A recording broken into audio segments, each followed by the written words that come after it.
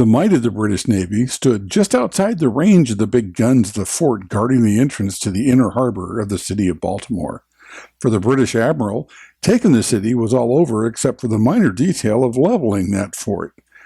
That fort was Fort McHenry. It was formidable, but its guns didn't have the range of the British fleet. The British also had long-range rockets and mortars that exploded overhead, showering all those below with deadly shrapnel. This was the scene the morning of September 13, 1814. The battle about to start would be one of the most important battles in this War of 1812. The War of 1812 was brought on by the King of Great Britain because when the colonials declared independence in 1776, he was busy. But by 1812, the king had taken care of his business that had preoccupied him and had allowed the colonials to think that they had won their War of Independence. Now he was ready to take back the land stolen from him and punish the criminals responsible. And so 30 years later, he was back. On this morning, his vast military might was about to smash one of the last strongholds of these upstart Americans. All the British had to do was destroy the fort that guarded Baltimore's inner harbor. This Fort McHenry was well built, it had big guns, but the guns had limited range. Virtually all the weapons that the British brought with them were more powerful than these guns. If the British warships could just reduce the fort to a pile of broken bricks, they could sail right into the harbor and Baltimore would be theirs. Before the British ships were going to open fire, a delegation of Americans asked for a peace conference so they could talk about a prisoner exchange. The Americans wanted some prisoners returned to Baltimore and figured that the British would want back some of their soldiers who had been captured. The American negotiators figured wrong. As the ships moved into position to fire, the negotiations ran out of time. The admiral ordered the Americans held prisoner themselves until the city fell.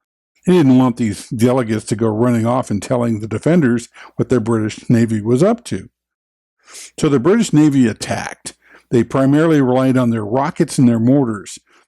The attack was so fierce that the American delegation watched in despair from the British ship on which they were being held prisoner. This went on all day and then into the evening. It didn't let up even as the twilight's last gleaming gave way to the very dark night. The American delegation watched anxiously throughout the night, and as the bombs exploded, they could see that the American flag that flew over the fort was still there, still gallantly streaming in the wind. The perilous fight lasted all night, but with the dawn's early light, the delegation took heart, for there before them was an enormous American flag whose broad stripes and bright stars gave proof through the night that our flag was still there. At that point, after 24 hours of continuous shelling and bombardment, the British themselves saw a fully intact Fort McHenry, whose guns were poised to blow the British ships out of the water should they even think about entering the inner harbor. Turns out that the rockets were not very accurate, and the bombs bursting in air did little more than make noise. There were only a few casualties on either side. Yes, the American battle flag that had flown over the fort through the night had been tattered and shredded. That's why the commandant of the fort ordered the huge American flag that was only used on special occasions to replace the damaged flag. In the morning, the British had no trouble recognizing this enormous Star-Spangled Banner. Realizing that they had nothing left to fight with, the British fleet released the detained Americans, turned around, and sailed away. It would take a few more months of fighting, but the Battle of Baltimore, as this became known, was the beginning of the end for King George's ambitions in America. One of the detained delegates that watched the fight was Mr. Francis Scott Key. He was so moved, he started writing down what he thought. And this today is the first stanza of what has become our national anthem, a song known as the Star-Spangled Banner.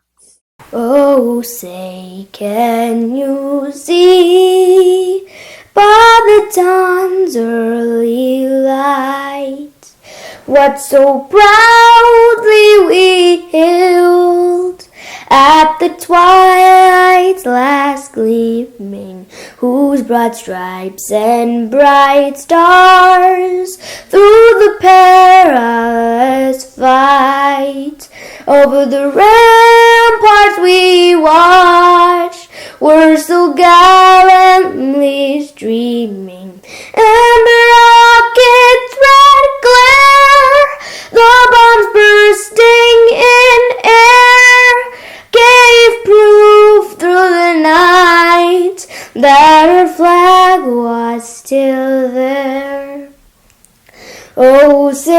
does that star-spangled banner yet wave over the land